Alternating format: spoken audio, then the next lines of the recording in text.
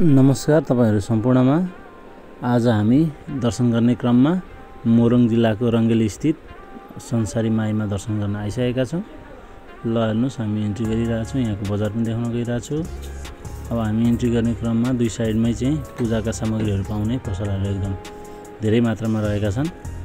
जहाँ चाहिँ फूलपाती अगरबत्ती लड्डु अनि त्यस्तै चढाउने यो चुनरीहरू अनि फोटाहरू पनि छँदैछन् धेरै मात्रामा।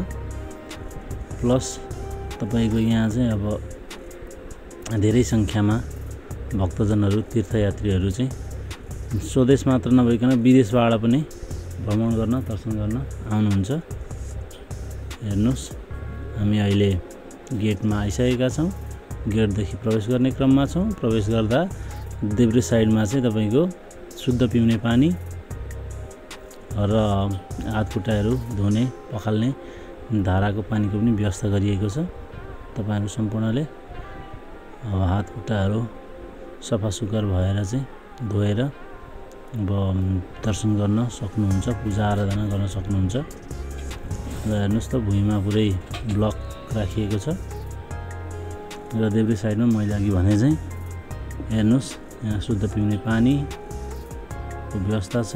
यता चाहिँ हात खुट्टा धुने यो धाराहरू हो, यो वालमै टाँसेर राखेको छ। यो ठूलो ठाउँमा चाहिँ संसारी माईको अब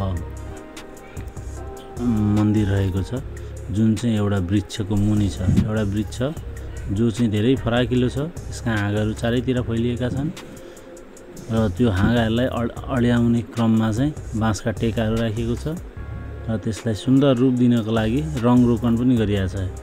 हेर्नुस् तल भुइँ पनि एकदम सफा सुग्घर छ। मेन चाहिँ अब मन्दिरको मुख्य प्रवेशद्वार हो भित्रको। यहाँदेखि प्रवेश गरेर दर्शन गर्न सकिन्छ, पूजा आजा गर्न सकिन्छ। जहाँ चाहिँ एकजना पण्डित पुरोहित पनि हुनुहुन्छ। उहाँले अब हामीलाई चाहिँ टीका लगाइदिने आशीर्वाद दिने काम पनि गरिराख्नु भएको छ। यो एरिया जहाँ चाहिँ अब बलि दिने पनि गरिन्छ। यो अचानक पनि देखिराख्नु भएको छ होला। बलिमा चाहिँ अब बोकाहरू, खसी बोका, पाठा, त्यसपछि परेवा हाँसहरू ल्याएर चाहिँ आउने चलन छ। जसको चाहिँ भाकलहरू पुरा हुन्छ अथवा जसले चाहिँ आफ्नो मनोकामना गर्नु भएको छ उहाँहरूको पुरा भए पश्चात उहाँहरू आएर चाहिँ अब बलि दिएर जाने गर्नुहुन्छ। र बलि दिइसकेपछि त्यो प्रसादलाई चाहिँ अब यतै ग्रहण गरिसक्नुपर्छ अथवा यतै खाइसकेर चाहिँ घर जानुपर्ने जस्तो नियम भएको कारणले उहाँहरू सबैले त्यो खाइसकेपछि मात्र अथवा त्यतै वितरण गरेर जानुहुन्छ।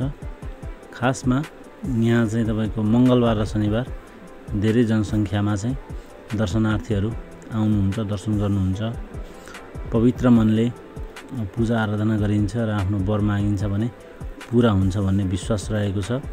करिब 10 वर्ष भन्दा बढीदेखि नै यहाँ भक्तजनहरूले आएर पूजा आजा गर्ने क्रम जारी रहेको छ। यो चाहिँ विराटनगरदेखि करिब 21 किलोमिटर पूर्व चिसाङ नदीको किनारमा हुलाकी राजमार्गदेखि दक्षिण साइडमा अवस्थित छ यो मन्दिर। धार्मिक दृष्टिकोणले यसको महत्त्व ज्यादै नै रहेको छ।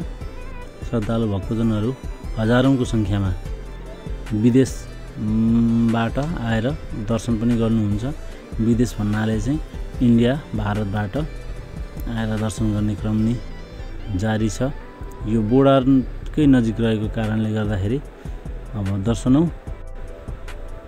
गर्न हजारौं संख्यामा तीर्थयात्रीहरू आइराख्नु भएको छ। हेर्नुहोस् यो चाहिँ बर पिपलकै बनावट आकारको जस्तो लाग्छ। यो वृक्ष हेर्दा त्यस्तै कतै कतै काब्रो जस्तो पनि लाग्छ। हाँगाहरू ठुल्ठुला छन्, एकदम चारैतिर फैलिएका छन्। हेर्नुस् एकदम रमाइलो छ यो ठाउँ। पूजा आराधना गर्नलाई पनि त्यस्तो गाह्रो साह्रो हुँदैन। जस्तो सुकै गर्मी याममा आइयो भने पनि यो वृक्षले चाहिँ शीतलता प्रदान गरेको छ दर्शनौं तीर्थयात्री भक्तजनहरूलाई। यसको खास विशेषता एउटा त्यो पनि रहेको छ। र आजभन्दा करिब 2 वर्ष अगाडि चाहिँ यहाँ यो ब्लकहरू थिएन अथवा बाहिर पनि बजार व्यवस्थापन पनि राम्रो गरिएको थिएन भने अहिले चाहिँ एकदम व्यवस्थापन गरिँदै आछ मन्दिर व्यवस्थापन समितिदेखि। त्यो देख्दा त्यो हेर्न पाउँदा हामी सबैलाई एकदम खुसी नै लाग्छ। यहाँको वातावरण, यहाँको अब त्यही भवन निर्माणहरू पनि अब व्यवस्थित रूपमा हुँदै गइरहेछ। दर्शनार्थीहरूलाई गाह्रो साह्रो हुँदैन।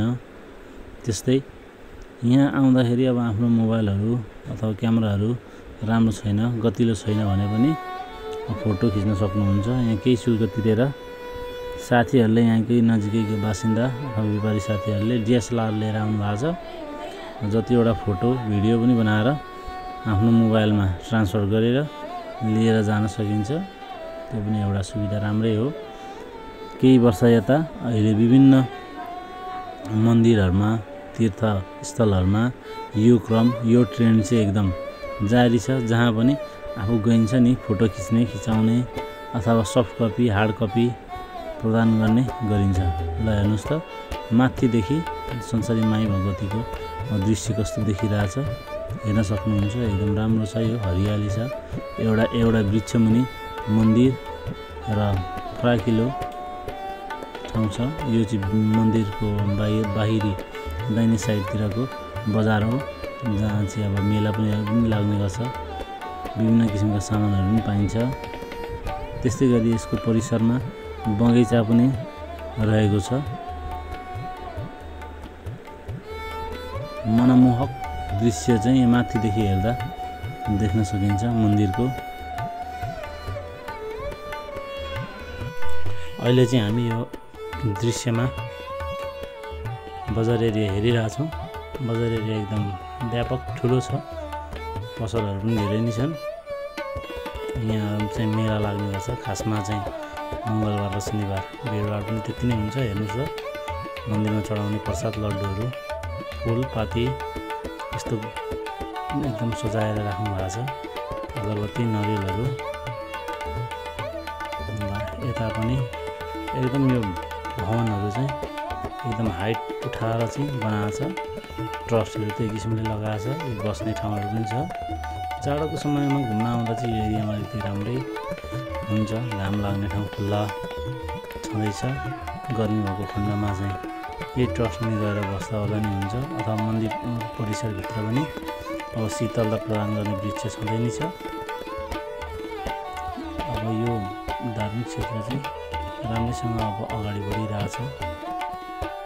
अब यसमा दर्शन गर्न आउने दर्शनार्थीहरू पनि बढ्दै गइरहनु भएको छ।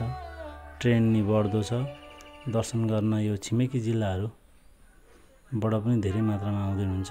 यो अब मोरङ जिल्लाको रङ्गेली स्थित अवस्थित छ भने छिमेकी जिल्लामा झापा, सुनसरी, इलाम, पाँचथर, सिरा, सप्तरी, धनुषादेखि नै अब व्यापक रूपमा आइराख्नु भएको छ। ब्याकग्राउन्डमा देख्न सक्नुहुन्छ यो भवन भनेको चाहिँ बलि दिइसके पश्चात बलि दिएको मेढो सेडो बनाएर खाने ठाउँ हो। यहाँ विभिन्न किसिमका धेरैवटा ब्लकहरू रहेका छन्। त्यस्तै गरी यता पछाडिपट्टि पनि खुल्ला चौरमा त्रिपाल टाँगेर बनाएर खान सकिने व्यवस्था छ, जसका लागि ट्युबवेलहरू छ, स्ल्याबहरू राखिएको छ। त्यस्तै बाँस पनि छ। बरबिबलका बुट्टाहरू पनि छन्। ल फेरि पनि हामी अहिले यही अब बजार एरियातिर आइसकेका छौँ। यो प्रवेश गर्दा दाहिने साइडमा रहेको छ। एकदम राम्रो छ। ब्लकहरू छ। वर्षाको समयमा पनि यहाँ सहजै हुन्छ आउनलाई। हिलोहरू त्यति खासै हुँदैन।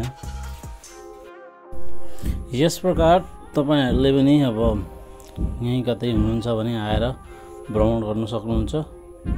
ल हेर्नुहोस् त यो चाहिँ सराउन्डिङमा रहेको हो दृश्य हो। साथै छेउमा पनि यहाँ एकदम राम्रो बगैँचा रहेको छ। मन्दिर परिसरभित्र यहाँ चाहिँ विभिन्न प्रकारका फुलहरू फुलेका छन्। म तपाईँलाई देखाउन गइरहेको छु। यी सयपत्रीको फुल एकदम राम्रो ढकमक्क भएर फुलिरहेछ। सो तपाईँहरूलाई पनि यो भिडियो मन परेमा लाइक, सेयर, कमेन्ट गर्न नबिर्सिनु होला। साथसाथै अब तपाईँहरू नयाँ हुनुहुन्छ भने मेरो युट्युब च्यानललाई सब्सक्राइब पनि गरिदिनु होला। Thank you.